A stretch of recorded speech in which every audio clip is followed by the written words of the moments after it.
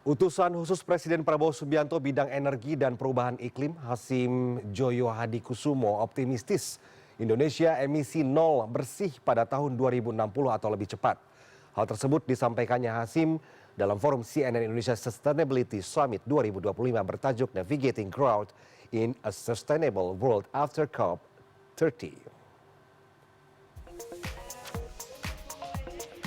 COP30 yang dibuka di kota Belém, Brazil pada Senin 10 November lalu menandai tonggak baru perjalanan dunia dalam menghadapi krisis iklim global.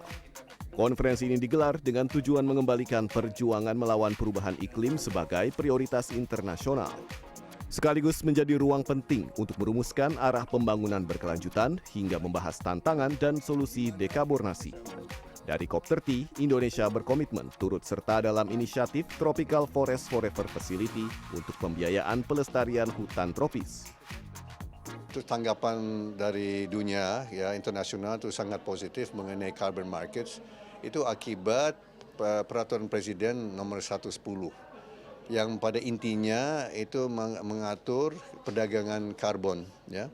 Dan itu berarti bahwa investor-investor luar negeri, internasional, mampu dan bisa melakukan carbon trading, investasi dalam karbon secara transparan dan teratur. Indonesia ikut Brazil dan sejumlah negara lain untuk membentuk suatu fund, ya, satu dana yang namanya Tropical Forest Forever Fund, ya, TFFF. Dan di situ Brazil sudah komit $1 miliar. Pak Prabowo juga komit sama dengan Brazil, ya. Dan tujuannya adalah untuk untuk merestorasi atau memulihkan kembali hutan rusak, tapi juga untuk melestarikan hutan yang sudah ada. Hasim menegaskan Indonesia tidak akan mengikuti tuntutan global untuk melakukan phase out energi fosil. Ia menyebut keputusan tersebut tak bisa dilepaskan dari prioritas pemerintah mendorong pertumbuhan ekonomi minimal 8% pada 2029. Target itu akan sulit dicapai jika Indonesia menghentikan penggunaan energi fosil. Namun sejalan dengan proyek energi bersih pemerintah, Hasim optimistis setelah tahun 2030 emisi karbon sudah bisa berkurang.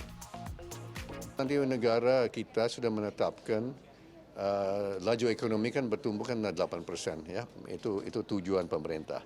Nah, tidak dihindari, ya, tidak bisa menghindari bahwa emisi karbon akan meningkat karena kegiatan ekonomi kan juga meningkat. Ya, tujuannya adalah untuk menciptakan lapangan kerja. Walaupun nanti karbon emisi itu akan meningkat, itu diimbangi program-program pemerintah, misalnya daya listrik, ya, electrical power. Itu 76% itu berasal dari energi terbarukan.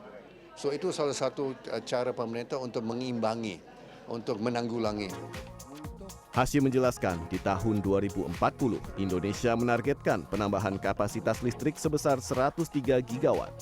Sumber penambahan kapasitas 75 gigawatt berasal dari sumber energi terbarukan seperti tenaga surya, air, angin, panas bumi, dan biomasa. 10 gigawatt berasal dari tenaga nuklir, sementara 18 gigawatt sisanya berasal dari gas. Tim Liputan CNN Indonesia.